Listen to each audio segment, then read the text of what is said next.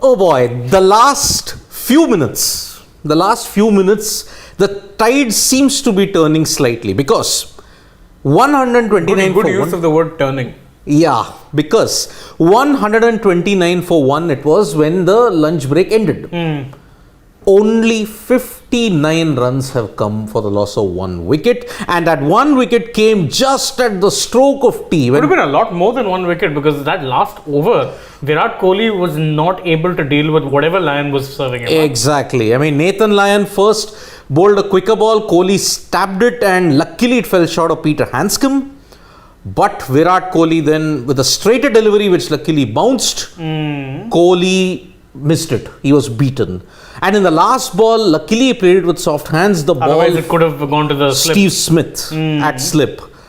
Now, the approach that India had, 59 runs for just 1 wicket.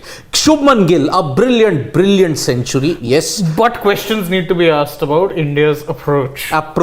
Because I don't understand. If we were talking about, and I understand, I don't think this pitch is conducive to stroke making at this point. I don't, but I still think they could have taken a lot more risk than they did in this particular moment. Yep. And Nikhil has joined us. Nikhil, can you hear us? Of course I can. Can you hear me? Yes, Perfectly. we can. Nikhil, 59 runs in the session. And in the last couple of balls and the overs that you saw, one, the Pujara dismissal and and how Virat Kohli tackled Nathan Lyon.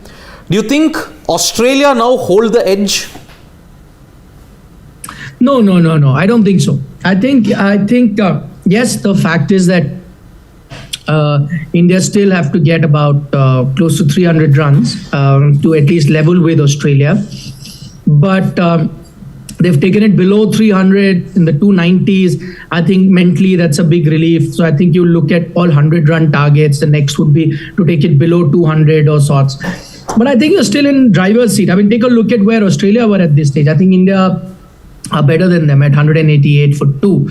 Australia weren't in such comfortable position, and I think the Indian tail, you have to keep in mind, is a long one. Is a short one. So you've got batsmen who can play much better than the ones that you saw in Australia. So I think India is still in the stronger position. This session, if you take a look at the session overall, it's been India's session. You've only lost that 1 wicket. I know it came at the wrong time. But it's still been India's session. You would have taken a session with just 1 wicket to fall. If you had asked them at lunchtime, would you want that? So that is where India stand right now. But I heard you guys talk about the strike rate. I don't know whether, that's what we were saying. I don't know whether you could really increase that strike rate for 2 reasons. One, increasing that strike rate would also mean risking your wickets when you're trailing 300 runs. Can you take that chance of doing that? I'm saying you're still behind the game in that sense that you still have to cover that deficit. Yes, it's looking good, but if in effort to do your run rate any good, you end up losing 2 or 3 crucial wickets, then you're always behind the game. Then forget everything. So I think strike rate is not something that the Indian team is going to be thinking about, and ideally they shouldn't be at the moment. Once you're near about, as I said, once you're near about that 480 or around 400, that's when you're thinking of getting a lead. That's when, and you have enough wickets in hand at the time and you think you can risk it. That's when you think about it. Right now, you're just saying, hey, listen, first let us go past or at least come close to 480. Otherwise, Australia will hold all the aces and then they can put pressure on you batting last. So I don't think the team is going to be thinking about it. Secondly, is it really conducive to stroke making? It's not. It still remains low. When you got some pace on the ball and it came in your zone, you saw Shubman hit those 2 back-to-back 4s of Cameron Green. So when the ball is going to be there, they'll do it. But I don't think they will take risk and then risk India's position in the test match. So I think about that. So for now, you just have to, or maybe it's maybe not our fault to the viewers who are watching. We've gotten so used to, as I was mentioning earlier, fast forward test cricket. So we want everything to happen so fast, and we tend to forget that anytime you try to hurry up things, you stand to lose. So you'll have to take it gradually. Enjoy instead of just gulping down the ice cream. We'll have to enjoy it spoon by spoon, gradually, every bite. So I think the Indian team, in that sense, is doing right. And I still think they're in a good position. They would have taken it at the start of the day if you told them that they'd be, with just 2 wickets down, closing in on 200.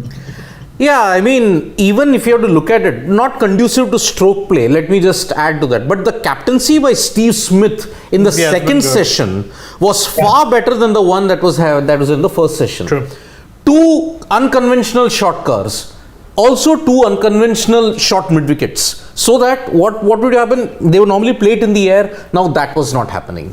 Then Stark and Green, they all got some hint of reverse swing, and then bowled stump to stump much more accurately. So 29 runs, just over 2 runs per over. It was because of good field placements and also disciplined bowling, in particular from Murphy, Lyon, Stark in particular. He pulled up after that first session. He pulled up his socks and ensured that Australia choked the runs initially. But yeah, Pujara's dismissal because of a ball that turned in slightly. Tell me, Stark, why we kept talking about, start bowling over the wicket. That's how you create the rough for the right-hander. And India's got plenty of right-hander. He was going around the wicket.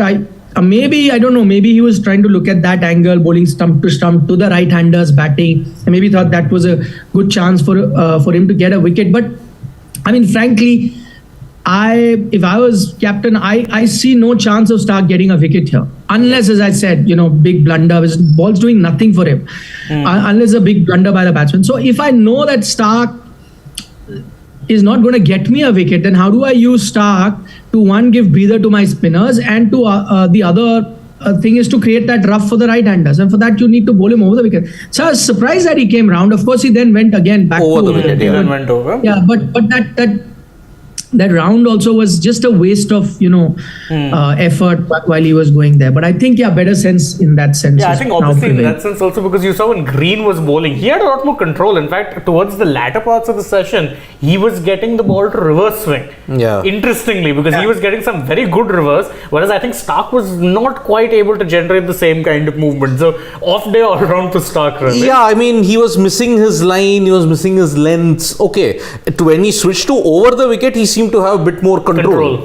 Although when he bowled 5 good balls, the last ball would be a wide one outside the off stump, which did not create that much of pressure. So yeah, an off-color Stark is not helping Australia at all. Green, on the other hand, had good control, but the spinners yet again, Murphy bowled very well. Lyon troubled Virat Kohli, and Nikhil, you must have seen that over where Nathan Lyon just troubled Virat Kohli. Danger signs for him? Yeah. But see, okay. Firstly, I agree with you that the 5 balls I think that he faced, 4 or 5 balls that Virat faced just before tea, didn't look the most comfortable. There was an edge as well that fell short of first slip. But I'll give the benefit of the doubt to the batsman. I'll tell you too, because it's just such a bad timing. You've just gone in. You just have to face 4-5 deliveries. So you can't even get yourself to really put your head down and prepare for a long inning. You know that whatever said and done, after about 4-5 deliveries, we need to take a break. So, that I think doesn't put you in the best frame of mind. First things first, that no matter, whatever I do right now, I have to start from scratch when I come back. And you're really actually thinking of playing a long inning. So you can't really, dig your heels in and say, okay, I'm starting now. They're awkward. Also, imagine he's been sitting out for so long, which is good for India, the partnership. You know that you're going in next. Then your chance comes just before that. So I think the timing of it also wasn't great. And whatever little discomfort he may have had could also be not being 100% clear in the mind, because you don't know what sort of strategy to apply. I think he'd be slightly clearer in his thought when he comes out now after tea, because now he knows, okay, I have a full session. His first aim is to bat out the full session. Forget the runs and whatever. I think the basic game is going to be bat out the whole session. Then I think you really put your head down. Your concentration levels are at 100%. So I think that might be still better. But having said that, spin has troubled him. He looked good in parts in the previous test matches. And he'll also have this in mind that, listen, this is a good pitch. I need to get a lot of runs, whether that works in a positive way or a negative way, because then the pressure is, in those pitches, if you got out, you knew that, you couldn't do anything about it. Here, there is a 50 for a taking, 100 for a taking, and then if you get out, then I think there'll be greater criticism. So if that is on his mind. I'm sure the fact that the 100 hasn't come in a long time since the pink ball test match, that's on his mind. So all of that, but that's where great players come in, and he's done it in the past, so with no reason to doubt it. Where he can put all these thoughts in the back burner and then really think about what's the task at hand. I think he should do it. It was interesting. I saw him when he went out of T. He hasn't really gone down, or maybe he would have gone down later, but he went and sat in the dugout after that. Didn't walk up to the dressing room, obviously because I don't think he needs any sort of nourishment or anything, because he must be well fed with his food, tea, coffee, whatever he would have wanted just before that. So I think he must be, and a lot of batsmen do it. No point going indoors because the light really changes. He's like, there's going to be another 15 odd minutes. I really don't need to eat or get any sort of drinks for hydration. Let me be out in the sun, soak in the light and get used to it, get used to the weather, so that when you go into the ground, those are not alien conditions. Just for this brief while going in, then coming out may take some time. So maybe that could be, or for all you know, I don't know, maybe we just saw some limited images of him when he took out his pad and gloves and sat there and then probably went in again. I don't know, but that might be a good ploy. It'll be a good ploy. Absolutely. But again, bad timing, as Gill said, very bad timing. Just 4 balls to negotiate. Okay, I have to play this out, then start afresh in 20 odd minutes. Exactly. And as I've said, you often criticize him as cliche, that first over, first hour, first ball, always a crucial session in the test match. So of any start. But okay, there is this. Don't look at that criticism. It's not just you. All of us use that criticism. Exactly. It is. All of those cliches we use, and all of us know that it's a cliche. Yeah. But all of us are also not wrong in using it, because they're a cliche for a reason, because they've always applied to testing it. So exactly. That's fine. Yeah. But there is one comment from from a family member. He's saying Australia is 7 overs behind. Will points be deducted for them for slow over rate? Maybe after the end of the test match. But okay, if you're assuming that Australia will be deducted 7 points, no, that's not happening. That's not happening. Okay, even if it is 7 points, still not enough for Sri Lanka if they make it 2-0, because they'll only get to 61.1. Australia, if 7 points are deducted, they'll get to 61.5. Still not enough for them to be knocked out. But anyway, if 7 is too extreme, they'll count it to account all the other delays, all the other things. Maybe if they are 2-3 overs short, points will be deducted accordingly. I think they'll make up for the 7 overs now in the third session, because you're going to see a lot more spin. Yeah. Now the pitch is gripping a lot more. And they've developed a few more roughs. So Exactly. So that is why I see. I think the Pujara dismissal is an example where the ball turned more than what he played for. I don't think with that angle that he was bowling, maybe he thought he'd go slightly straighter, even if it turned a bit slightly straighter, that's where his bat was, but it turned more than he expected it to and hit his pad. But the only thing I'm disappointed, not everyone can get 100, and he spent some time and created that partnership. Credit on that front. But I mean, I thought that review was not neat, and I think it's a big waste, and that's where someone like a Shubman or someone really needs to come in and say don't, because as I said, you still need 300 odd runs. There'll be more oohs and ahs and close calls and whatever. Your other batsmen might need it, and it's now not even a case of okay, fine, it's mostly the top 4 or 5 that we need to save the reviews for. Tail-enders doesn't matter. That's not even the case, because some of your tail-enders now get you a lot of runs. So, you would need a lot of reviews, for the Indian team. So I don't know, that was a dead. When I saw the ball hit there, I mean, there was no doubt in my mind. In the first look itself, you didn't have to wait for a replay. There was plumb. The umpire gave you knew there was no bat. Unless there was a bit of a bat, then I understand. Unless there was an edge, there was no reason for him to go for that review. Yeah, because I heard Shubman, I think a few Aussie players asked them, and I heard Shubman tell them no bat. So that means Pujara and Shubman knew. I know, Shubman also knew. But before we end, Nikhil, there is this comment. Cheteshwar, don't take it. I know he's a senior pro, but hello, sometime, for the sake of the team, say no, don't. Yeah, there is one comment that he has, that Meet Soni is like saying.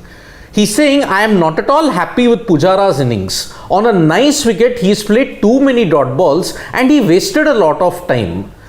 And I think the scoring rate also depreciated in that period. Significantly. Is it true, Nikhil, this criticism, what might happen? But what do you expect out of Pujara? You certainly want him to change the nature of the way he played. Just now you were praising Pujara for playing an inning like that in the last test match. Now for you in Indore, like nobody else could get. Now it cannot be, you can't change the nature of a player. You just cannot. So I mean, if you try and do that, then you're doing him a lot of harm and in turn doing a lot of harm to your own team. So I feel that's the nature of his play. Plus, as I said, you're not really like in control of the match that even a Pujara can take risks. You're not. So the only two situations where if I was in the team management that I would tell Pujara to take risks. One, where you are in absolute control, you've reached about 380 for 2 down, and now you know that the target is in sight and you want to go ahead of it, and you've got about 8 wickets in hand. So come on, take risks. That's one situation. Or you're completely down and out and he's batting with the tail and there's no point hanging around, then I would want him. So only 2 scenarios I'll tell him to change the nature of his game. Suddenly, out of all that, imagine him trying to play an aggressive stroke, getting out, and after that you have a bit of a collapse. We'll all pounce on Pujara, saying that, listen, your job was to establish a partnership. What kind of a shot are you playing? That's not your game. Why are you doing it? Now in hindsight to say it's easy, but no. We again, I think, are getting ahead of ourselves, saying or focusing on increasing the strike rate. Baba, you still, as I said, 300 runs to go. All it takes is 2-3 quick wickets and you will be nervous. All of you will be nervous. Yes, every time an Akshar Patel or Jadeja might not come and save you. True. And you don't even expect them to do that. So exactly. Akash Bharadwaj saying, sir, for me it is an AUS session. India should look for runs next. But again, Akash, is this pitch allowing you to score freely? See, even look, Shubman Gill started off well, but as the ball has gotten softer and with Australia's discipline also increasing, even he has struggled to be free-flowing. Whenever Australia have bowled badly, the rare loose ball, only then Shubman has capitalized. It is not easy to score quickly on this particular wicket.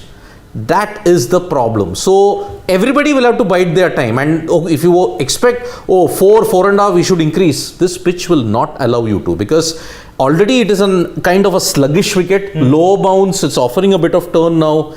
As the test match progresses, it's going to get very difficult. So let me just reiterate that. And Rohit Roy is saying, should ICC give demerit points to this type of pitches? I think first match pitch was very good. It was Australia who played poorly, that have easily gone to the 4th day. No, this pitch won't get a demerit point. Why should it get a demerit point? What if my question is, what if let's say India gets 600, at the time that we are saying that they will, and then Australia come and bat till T the next day at 200 for 2. Yeah.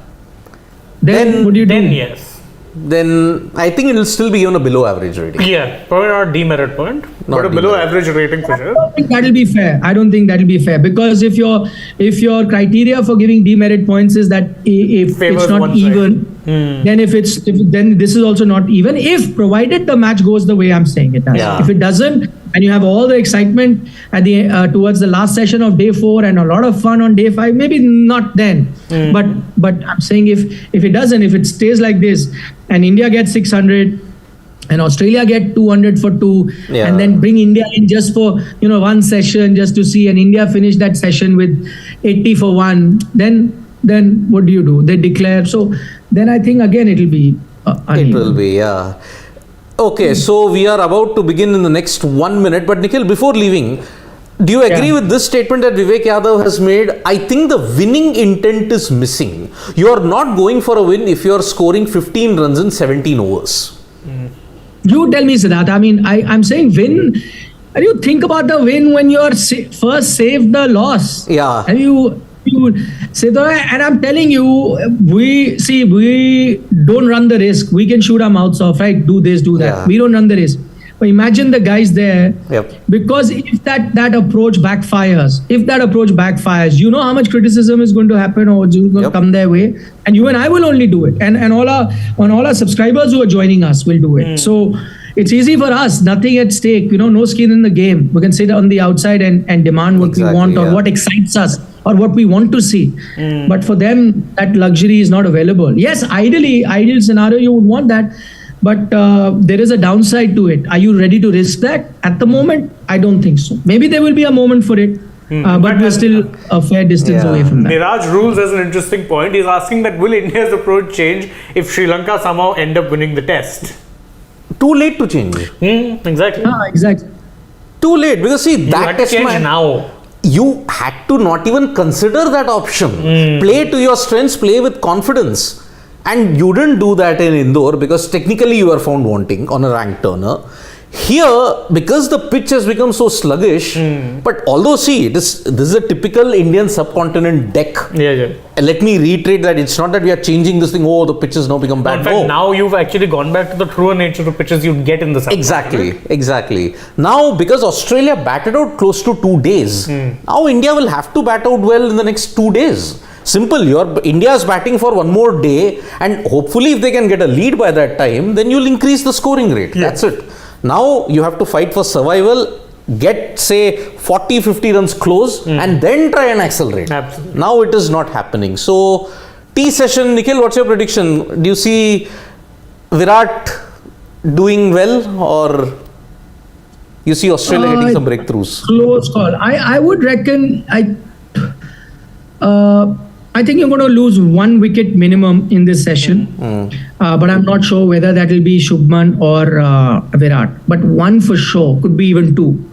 Okay. But who the batsman will be, I'm not too sure. But I think you will see 1 or 2 wickets in this session too. Anyway, we got one part of a prediction right with Shubman scoring a century. Gill got his done, but yes. Yeah. Now, whether Shreyas, Virat, they step up to it, that remains to be seen. So, we'll be back for the stumps session. And Todd Murphy is opening the bowling, and Shubman Gill is on strike, and he's gotten a single thanks to Miss Field. So, thank you so much, Nikhil. We'll see you back here, and thank you guys. Tap that bell icon so that when we go live. We are also on Facebook, Twitter, and Instagram. Thank you.